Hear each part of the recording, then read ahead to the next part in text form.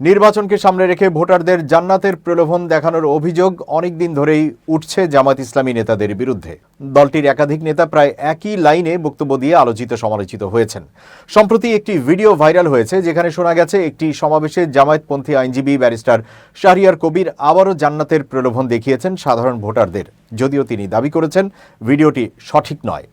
জামাত নেতাদের এসব বক্তব্য নিয়ে বিএনপি নেতারা সোচ্চার। বিএনপি মহাসচিব মির্জা ফখরুল ইসলাম আলমগীরের কন্যা শামারুহ মির্জাও এবার এর প্রতিবাদ করেছেন। সম্প্রতি একটি ফেসবুক পোস্ট দিয়েছেন তিনি, সেখানে কড়া প্রতিবাদ করেছেন বিষয়টির।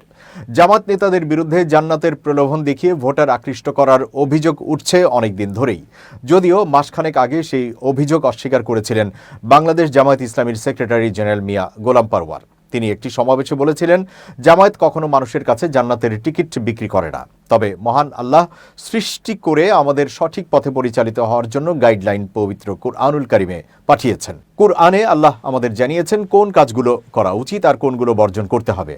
আমরা মানুষের কাছে সেই কথাগুলো তুলে ধরি। বিরোধীরা কুরআন না বোঝার কারণে, কুরআন না পড়ার কারণে তারা এই কথাগুলো বলে থাকে।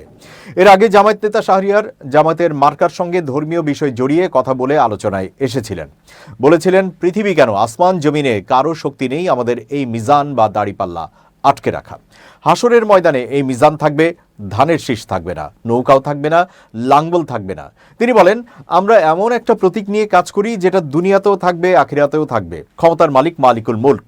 যদি মনে করেন ক্ষমতা যাবে জামায়াত ইসলামীর হাতে, তাহলে অবশ্যই ক্ষমতায় যাবে জামায়াত। এর আগে জামায়াত নেতা কুতুবদিয়া সামিদিয়া আলিম মাদ্রাসার অধ্যক্ষ মোহাম্মদ আবু মুসা, নোয়াখালী 1 আসনের জামায়াত মনোনীত সংসদ সদস্য পদপ্রার্থী অধ্যক্ষ মাওলানা সাইফুল্লাহ প্রমুখের বক্তব্যেও জান্নাতের টিকিট প্রসঙ্গ উঠে এসেছিল। এসব দেখে মির্জা ফখরুলের কন্যা শামারুহ মির্জা মন্তব্য করেছেন। তিনি এক ফেসবুক পোস্টে বলেন, আমি খুবই নগণ্য মানুষ, চেষ্টা করি ইসলামকে বোঝার, আল্লাহ জানে। তবে জামায়াত ইসলামের এই নেতার এই কথা যদি ইসলাম বিরোধী না হয়, তাহলে আমার আর কিছুই বলার নাই। জান্নাতে যেতে হলে জামায়াত ইসলামীর সঙ্গে থাকতে হবে, আল্লাহ মাফ করুক।